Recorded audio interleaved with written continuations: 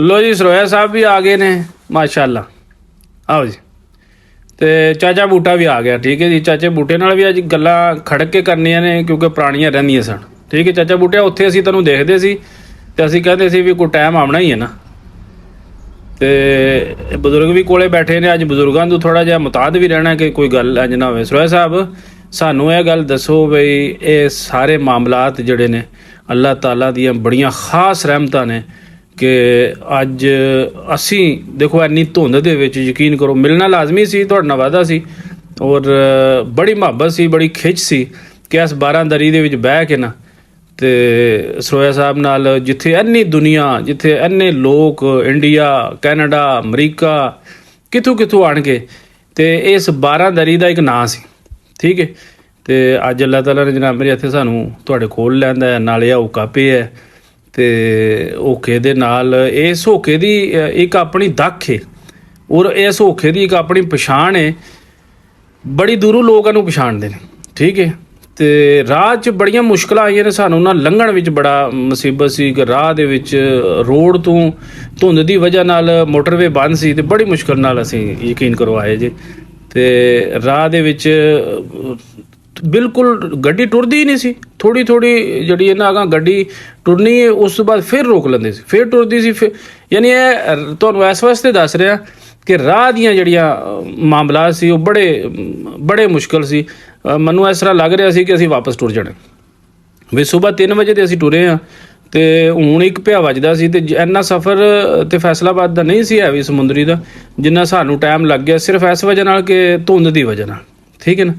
तो बजुर्गो तुसीं कि उत्थे गुजरात आवो तो सब तो पहला जनाब असी वैलकम करांगे कि सानू लाजमी तुसों मुलाकात जिहड़ी है उत्थे करनी साढ़े कोले लाजमी। तुसीं ये तुहाडा जनाब मेरी साढ़े नाल अज वादा करो भी जदों गुजरात आवो तो साढ़े कोले लाजमी हर हालत च मुलाकात भी करनी, बल्कि साढ़े कोले रहना तुसीं। ठीक है। साढ़े तुसीं प्राहुणे हो जिस तरह असीं तुहाडे अज प्राहुणे आ, मेहमान आ, फिर तुसीं साढ़े कोले भी उत्थे रहना।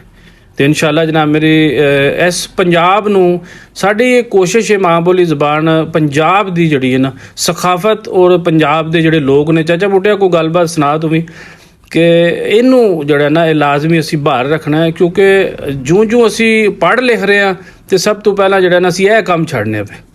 तो खाना भी चोई साहब ने लिआंदा है तो लो फिर हुण तुहानूं खाने का विजिट करा दईए कि बई सानू ना खाने का उन्होंने मना भी किया सी लेकिन उन्होंने कहा नहीं खाना तो स्पैशल तुहाडे वास्ते जिहड़ा ना असीं इंतज़ार भी सी ते तुसीं खाना खाओ। इन्ने देर नूं ना होर भी मेहमान जिहड़े ने आए ने ते असीं उन्हां नाल गपशप मारने ते तुसीं इन्ने देर नूं जिहड़ा पीर भी ने ते तुसीं खाना खाओ। तो इन्हां दे विच सब तो बड़ी चीज़ है कि बई कोले नहीं बहिंदे। मैं सरोया साहब नूं कहा तो उन्होंने कहा नहीं कोले बहना ना बंदे नूं झाका आउंदा है तो वह महसूस करता है शर्म की वजह नाल जिहड़ा ना खाना थोड़ा खाता है।